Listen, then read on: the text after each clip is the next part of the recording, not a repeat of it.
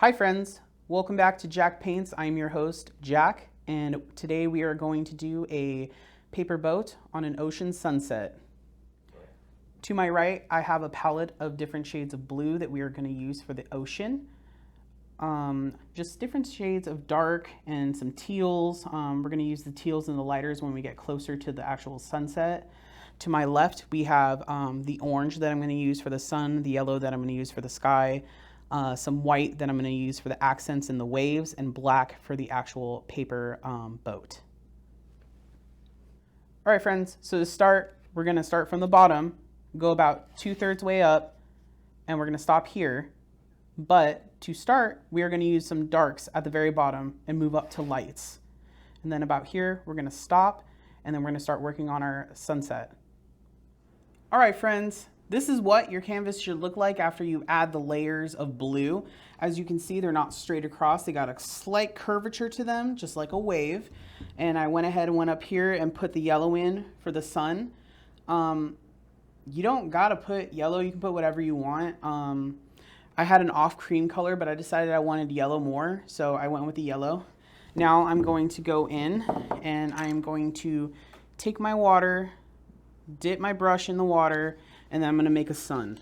And for my sun, I am going to use orange, and I'm just going to do a quick swoop right here of a circle. And there is our sun.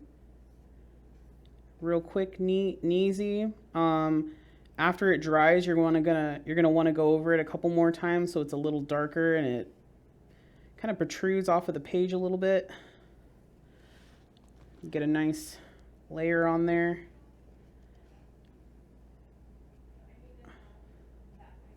Okay, we're gonna let that dry. And while we're letting that dry, I'm gonna get a nice thin brush, as you see here. I'm gonna dip it in my water, get the bristles a little damp, and then I'm gonna dip it in my white paint.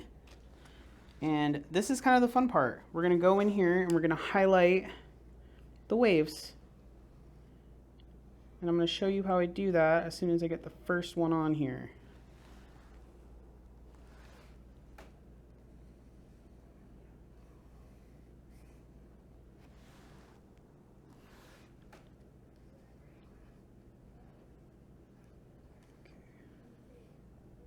We're just going through and outlining the waves, just like so.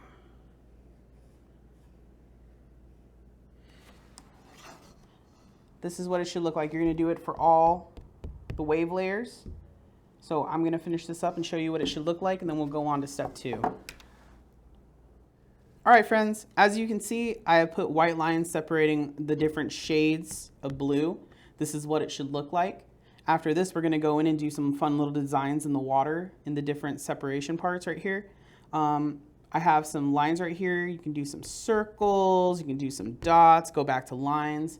I'm going to throw down what I want to do, and then let's meet up back here in a minute and see what you guys have. Okay, guys, we're on to the last part of our segment here. As you can see, I went in with the layers and put different designs on here. You don't have to do what I did. These are just ideas for you, but do fill in those blue spots. And I'm noticing after the fact, I would have given myself a little more curvature right here. It's a little flat for me. So going in, think of that. Think of how fluid the waves are and give that curvature to your painting. Now I'm going to go up here. I'm going to do the paper ship and the wind that's going to blow it. And then we're going to be done.